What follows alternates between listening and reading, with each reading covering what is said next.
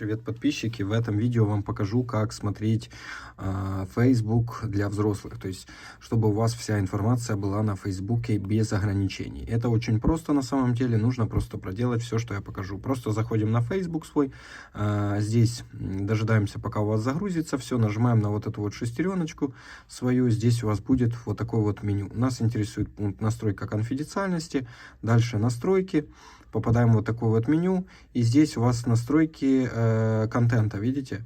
И вы вот сюда заходите, ищете потенциально неприемлемый контент и нажимаете по умолчанию, потому что у вас будет активировано показывать меньше. Активируйте по умолчанию, и весь контент на Фейсбуке у вас будет полностью показан. То есть какие-то боевики, какое-то там для психики может нарушение, ну те, что вас Facebook там бережет и ограничивает, все будет показываться. Тоже для взрослых контент и так дальше. Ставь эту настройку и смотри YouTube полностью с всей его красотой. Пользуйся.